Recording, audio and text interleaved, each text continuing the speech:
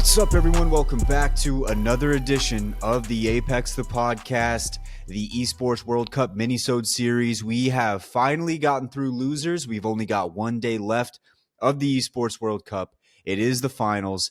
We'll get to that here in just a moment. But before we get into that, let's first break down what has actually just gone down in losers.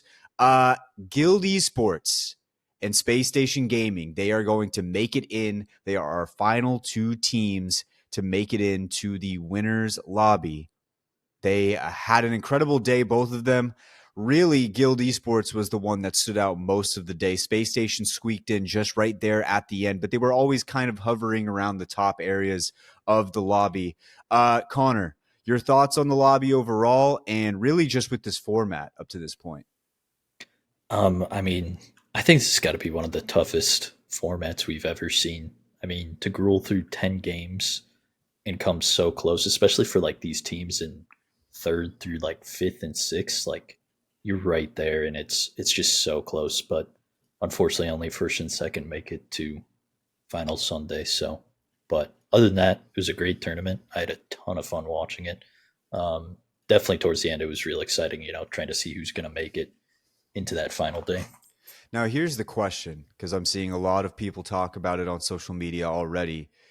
A lot of people are saying this might be the best format we've ever had, the most exciting format that we've ever had. Is it just because we haven't seen an ALGS in a while and this is like the new fresh thing on the block? Or do you think that this is a format that in the future we could look at and just be like, all right, well, it's excitement from start to finish. Is this something we want to move forward looking at? Yeah, I think it plays more of a weight on doing really well the first group stage, right? So you got to show up the entire time. You got to be locked in through 10 games. You can have maybe a couple bad games here and there since there is 10 games. But I think overall you just have to be more consistent compared to, ALGS group stages. So yeah, I think for an overall, the more I think about it, because right now I'm kind of in the honeymoon stage with this format as well. I think when you're going through everything and you're watching, there's excitement basically from start to finish. You think about the ALGS group stages. When we went to LAN in LA, it was, the first 2 days, not a whole lot of people showing up, not too much to talk about other than, one or two teams that we thought would do well, not doing well, stuff like that. And you're going through these huge sets of games. You got to go through, A versus B, B versus C, C versus D, all that kind of stuff, and figure out where teams are going to land. There's just a lot more buildup in our ALGS system, where this one is very unforgiving, and you got to be doing good from start to finish. I think right now I'm still going to say I'm in the camp of let's keep it the way we have it right now. But I do think that we've talked about this on the show in the past with Enoch and Jumba. We had the discussion of should there be another LAN event. The fact that Esports World Cup is here really helps out with ALGS only having the 3 events. I don't know if they're going to plan on doing this like a regular World Cup where it's every 4 years, every 2 years, whatever it may be. But having another format with a lot of prize money really does kind of keep the sport feeling fresh and makes it feel like there's different ways to win. I related it back to the way soccer works, where you get the trophy for winning your league, but there's also your nation has a league. You also have the Champions League, which is all the best teams together. And all of those have different rules and different formats. And I think what it does is it keeps it fresh. So I am very thankful for the Esports World Cup for this, because it has shown that you can do you can do Apex Legends Esports in a different way and still keep it exciting. So I'm very happy to see this. I don't know if I want to change the format quite yet, but I am happy to see that there is a different format that works. And I think what it really boils down to is just how exciting Apex Legends is as an esport. I think that's what it comes down to, is that you can do it in a lot of different ways and still have a decent amount of fun watching it, no matter what format you're watching. So very excited, very fun. Let's go through this lobby here. I wanted to start off with the top at Guild Esports. They were first place with 94 points. And really, the craziest stat I found when I was looking through and combing through all of their, their games, they had 8 top 5 finishes. They only had 2 games where they didn't get top 5. One of them they got a 6th place. One of them they got a 10th place. Crazy, absolutely crazy. Just to be able to be that consistent with where you're placing yourself. They didn't have the most insane day with KP. And last night we talked a lot about how teams might have to start looking towards KP to getting more points. Well, you don't really need to if you're always going to be in the top 5, right? Like, and it's not like they weren't getting any kills at all. I think they started off the day with 8, followed up with 5, and then they had some more sprinkled throughout there. But their placement was just perfect. And from an APAC South team, we've always talked about APAC South being the region that a lot of people would consider second behind NA. They really showed out here today. Yeah, they were just super consistent throughout the day. Looked really solid. And Space Station as well. I mean, they showed out today too, taking a couple first places here and there. But TSM, we got to talk about TSM because they were right there. Yeah, so TSM, this one was tough because in my original prediction, I had said Guild Esports and TSM, and going into the final game, that's what it was looking like. And last night, I had said, I really think Evan should be on the Bangalore. And I was like harping on it. They put him on the Bangalore, and for the most part, it was looking good. But there was one smoke at the end that he missed when they were crossing. I think they were fighting Navi at, what is it, Lava Fissure? Yeah. They were fighting at Lava Fissure. They're in the underneath section of those buildings that are in the lava trying to escape. And he misses his smoke. Evan goes down. And then, what do you know? Zap goes down. Now, all of a sudden, he has to run around by himself. And you got to give him a lot of credit there for what he did. Like, he did run around by himself for a while. And I think he even got himself like 3 or 4 kills. I don't know if it was 3 or 4. But it just wasn't going to be enough. And honestly, even if he did survive, the only way that he would have been able to keep SSG away is by killing them from their spot, because they're the team that eventually won this final game. But they had such a good position that I think there was no way that TSM was going to end up making it in. Once that circle started to close and you saw where SSG was at, I just think that the writing was on the wall for TSM. Yeah, I don't even think you can really blame it on that last game, though. I mean, if you look at the scores here, they have 1, 2, 3 second places and 1 third place. And I feel like those are games they could have easily won. So that's just, I mean, that's 8 points, an 8-point gap if they win a couple games. Yeah, they were just right there, and fortunately couldn't win any games today either. So yeah, and that was the gap that between them and Space Station Gaming was 8 points. We can go back to SSG. If there was any way to really consummately confirm that we are a curse, I'm pretty sure last night we said they were getting dead last. Like, I'm pretty sure last night I don't know if it was you or me, we said they were getting dead last. They shoved that right up our hoop. They did not get dead last. They got second, and they finished it off with the win. They did have a win with 16 kills in game 3, so you could tell early on that they were locked in a different level. And I think with SSG, what we have to remember is when they are having a bad day, we do have to remember that this is Apex Legends and things like that happen.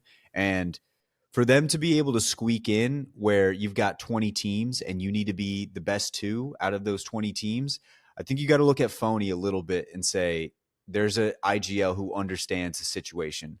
A lot of people don't like him right now for the stuff that went down with Snipe. You can see it in the comments whenever you're watching the games. But we've talked about him being an underrated IGL in NA for a long time. We've always mentioned his name, brought it up as like, you know, there's those S tier. We had the Hal, we had the Zero, and then you kind of go into those A tier. You got like Sweet, and then you want to put him close to there, but there just hasn't been as many of the performances as some of the other guys have had.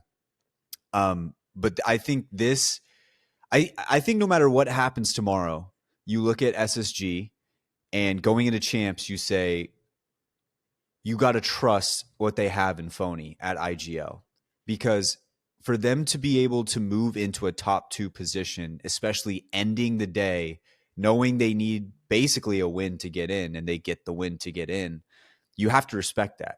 I don't think you can take that for granted. And that's exactly what they did. We also got to shout out, Zainu. We also got to shout out, blanking on his name. What's his name? How am I forgetting his name? Koifel. We also got to shout out Koifel. Obviously, that this doesn't happen without them too. They're absolute shooters. We've seen Zainu win a championship before. We know that we know what Koifel can do. We saw it last land when he was with Legends. I don't know how I just forgot his name off the top of my head like that. So it's a good team. Now the question is, do they have a day like today where they're playing against much better competition, or do they have a day like they did in their first little group stage outing where they just look lost? That's what it's going to come down to. But at least for today, you can look at this, and I think this should add to Phony's legacy as an IGL, because this is such a tough format to have. You literally have to be top 2 to get in. Yeah, I think that should add to it. Did you have anything else you wanted to mention for either of those two teams? Yeah, Space Station. I mean, especially that last game was so impressive. How Phony gets them to that rock outside of Mirage, and they just hold it down from there. And it was a nice, clean, easy win for them for that game. So that was, and that bumped them past TSM. So really good IGLing today from Phony. Some of the other teams I was looking at around the rest of the leaderboard, I know we talk about them a lot, but we really like them. It's DSG, Disguised. They were actually sitting, I think, in 3rd or 4th in the early portions of the day. And once again, it just kind of came down to placement for them as well. You talk about TSM not being able to get the win. I don't think Disguised got one win throughout the entire tournament. And that, I think, really could have shaken things up for them, made it a lot closer. I don't know if they would have been able to still get into the top 2 spots, but you look at their ability to fight, I would put them up there with some of the best teams that are out there and available to do it. Even with the new roster swap with Qzier, I think Qzier actually fits their team really, really well. It's just right now they have to find a way to start stringing together some wins, getting back to what we know from DSG, because when it was with Timmy, they were winning consistently. For a while, there was the joke that they were the Game 6 Grim Reapers, because they were going to just find a way to swoop in and win a Game 6. And they haven't been able to put together those wins like we've known them to do in the past. I do think that walking away from this tournament, even though they go down to the losers bracket and they don't get into that top 2, when you look at their day, in group stage, I think they only missed it by a couple points. They missed it by 3 points in Group A. And then you go to Last Chance, and they were hovering around the top for most of the day. And they had a good stretch there in Game 10. They just started stringing together some kills, and it looked like they were just going to go for it all, which what we talked about yesterday, we loved when we saw a team like Dragons Esports go for it all. They were starting to do that. They just got into a tough fight with NRG there at the end, and Enemy had to do the best that he could to try and survive. But one thing we did see from DSG in a much better day, I would say this day was much better than their first group stage. We saw Designful on Pathfinder. And I think overall that it's going to be a much, much better pick for them than the Wraith. A lot of people have problems with Designful and the Wraith. There were times where it really worked out. And I think, hot take maybe, I think if Designful plays the Pathfinder in group stage when they play, I think they get in. I think they're in winners right now. I just think the Wraith sometimes can handcuff you in some of those situations. One fight I was looking at in the group stage was when they were playing right outside of Thermal Station, those little collection of buildings that kind of go that back way towards Tree. They tried to use the Wraith portal to get out of a fight. It ends up allowing the team to come in and kill them. So I think the Pathfinder is going to overall be a better move for them moving forward. Although by the time we get to champs, everything could change because we have a brand new season, patch notes, all that kind of stuff. And maybe they could benefit from that. But I do have high hopes for this DSG roster going into champs, and we'll see if they can stick together after this. I would hold my head up high if I was designing the boys with this last performance. But was there another team you wanted to highlight? I think NRG. I mean, it just felt like they had that one win with 11 kills in game. What was that? 5. That was really solid. But other than that, I mean, it just didn't really feel like they were getting. Besides for game 10, I guess they had some kills, but just didn't feel like the team fighting was there. Um, which I know this team definitely has that firepower capability. Um, but yeah, it sucks to see them go out. I mean, one of the stapled orgs in Apex. Some of the other teams I was looking at here were Fennel, Fennel and North Eption. In their days, Fennel got 18th. They were dangerously close to being one of the first teams eliminated. And in North Eption's day, I believe they got 16th. They were tied for 16th. And those two teams had a run there at the end. In the final game, there was a chance that North Eption was going to take Space Station's spot because they were stringing together some kills and they were going into a fight. I believe they got third partied. Fennel might have been a part of it.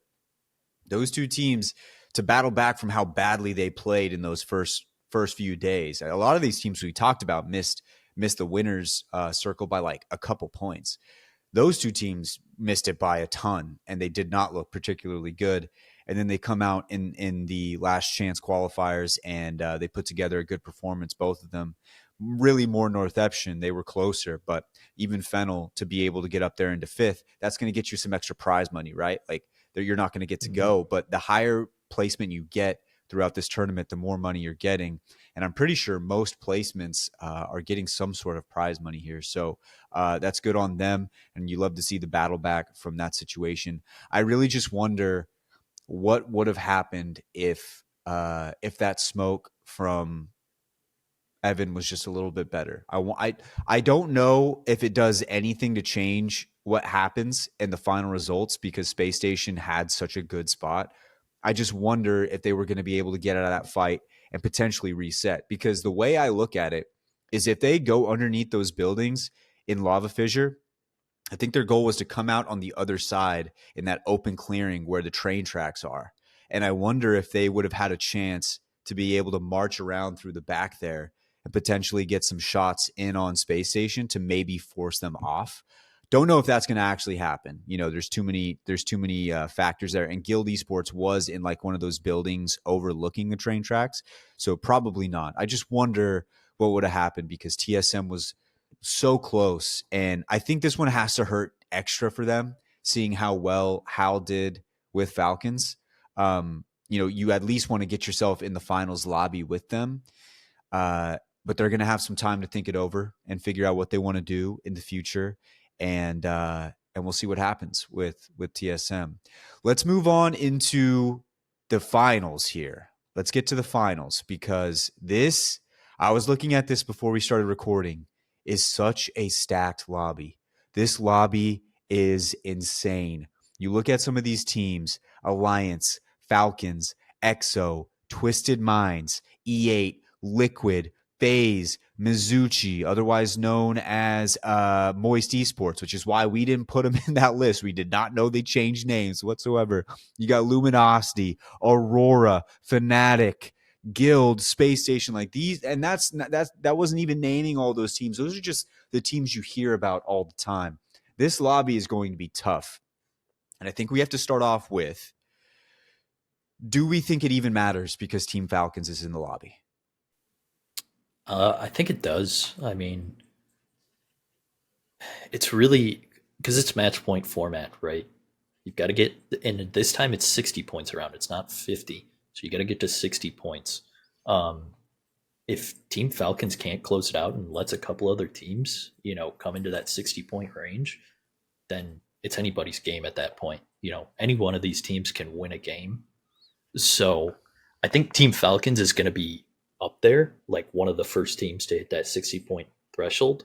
But I'm looking at like Alliance and Twisted Minds to be up there right with them. Now Alliance is famed for having, a bad finals day. They're always a group stage team. So hopefully they can break that curse tomorrow and get up there with Falcons. So see how that plays out. Yeah, I think people are going to sleep on Twisted Minds a little bit, and I don't think they should because Strafing Flame is amazing at IGLing, and I just wonder where that team's going to fit in here. If we wanted to say that there was one team that could contest Team Falcons, not literally contest, but like put up a real good fight against them in the leaderboards, just purely off of what we know they can do in a finals lobby, I think you have to look at Luminosity a little bit. Sweet's been close. He's been close a lot of times. Do you think they have enough to get over the hump here? I think they definitely do. It's just really if they get that consistency going early. They got to start off hot and keep it going up until that 60 points, and then just play for the win after that. I think Fnatic is also in that conversation. We saw them last uh, at Split. They were right up there. They could definitely take this away from Falcons as well. So we'll see. Yeah, the one thing about Fnatic was how I really felt like they didn't play too well in their group stage, and they barely squeaked in. I think they got eighth out of the top 9, and so I'm wondering if they're going to have it in them for this lobby. And they just caught me off guard with it. Just seemed like a lot of the fights they were taking didn't make a lot of sense for them at the time. I mentioned it yesterday, but the one against E8 just seemed just a little over aggressive. And I wonder if they're taking a look at some of those plays and reevaluating how they're going to go into this. I'm sure they are, because it is a finals and this is the most prize money that's ever been on the line for Apex Legends. So I'm sure they are. But I do kind of look at that and I don't know if I would put them in my top 5 right now going into this. I don't know. I don't know if that's how it's going to work. I don't really know if there's much else we need to break down other than this lobby is insanely stacked. It's one of the most stacked. Let's take a look and start going through the regions here. I think the regions are interesting. Yesterday we were talking about it, I think off pod. I don't know if we said it on pod. I don't know if we did. So we've got, let me add because it's kind of interesting how this all worked out. While you work out all the teams from those regions, I'll give the total points that people have been awarded for their placement in the group stages. So Alliance and Team Falcons, they're going to start off tomorrow with 9 points. Remember, you do have to get 60 this time around, but they are going to get to start off with 9 because they won their match days. ExoClan and Twisted Minds, they both got second, so they'll have 8. E8 Gaming and Team Liquid will start with 7. FaZe Clan and Mizuchi will start with 6. Blacklist and Gaming Gladiators will start with 5. Dragon Esports and Luminosity will start with 4. Aurora LGD Gaming will start with 3. Fnatic and GHS 2. DMS X Solo Lasers will start with 1. And then Guild and Space Station, they are going to have to go in completely clean, 0 points. They're going to have to pull out 60 out of their ass, and we'll see if they can do it. You got those regions up?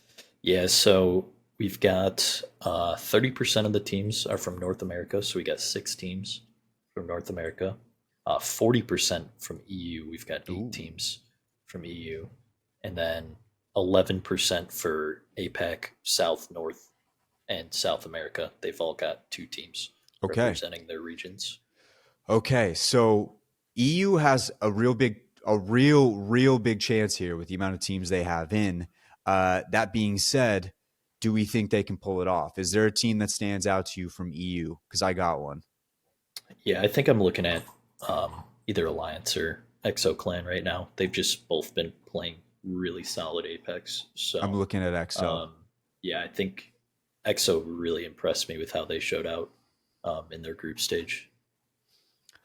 Okay, so let's without further ado, I think we should just get into the predictions here. I don't think we need to beat around the bush anymore. I think it's just time to get into predictions. Now, do you want to do a top 3?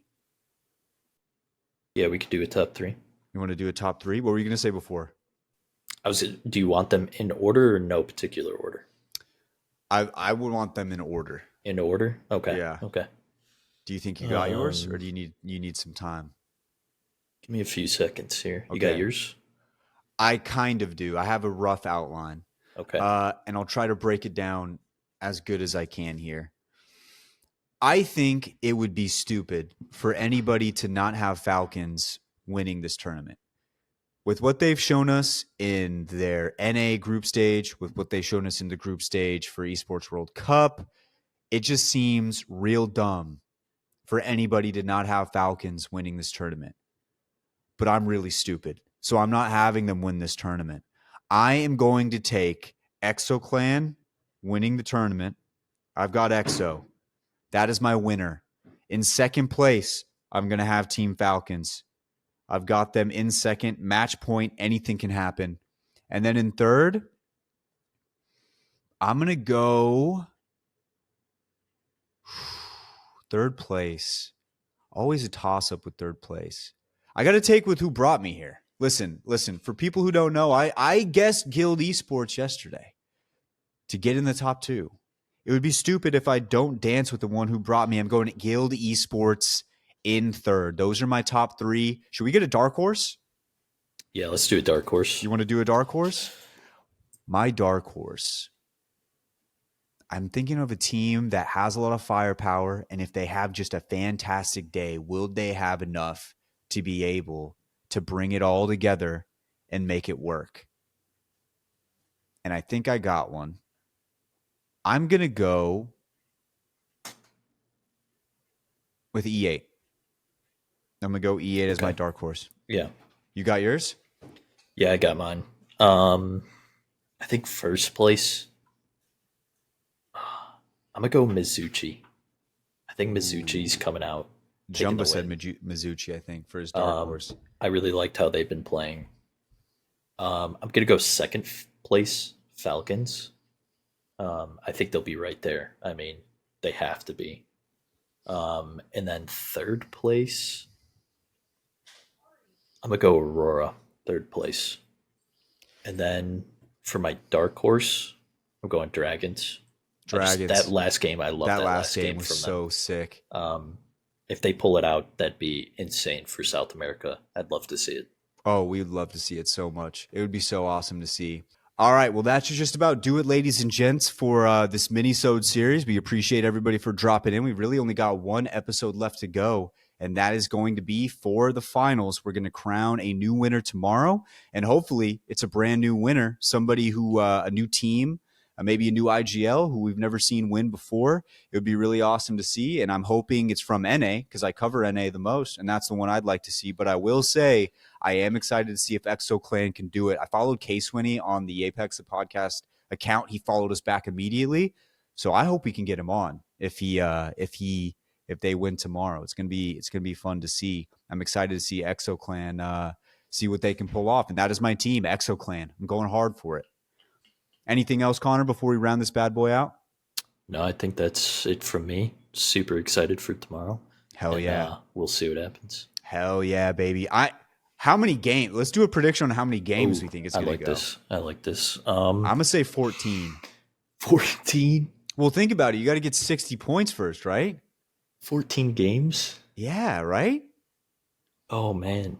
That's a What's the most we've ever had? What's the most we've ever had in an ALCS? I think it was like 10 or 11. I'm going to say 14. I'm going to stick with 14. Oh. I'm going to go with 11. 11? I think 11 games. That'd be so funny if it just went 19 games and then it's just the 20th game somebody had to win it. Yeah. That'd be nuts. Okay. All right. Well, ladies and gents, that should just about do it. We'll catch you guys tomorrow for another edition of the Apex the Podcast Esports World Cup mini-sodes. See ya.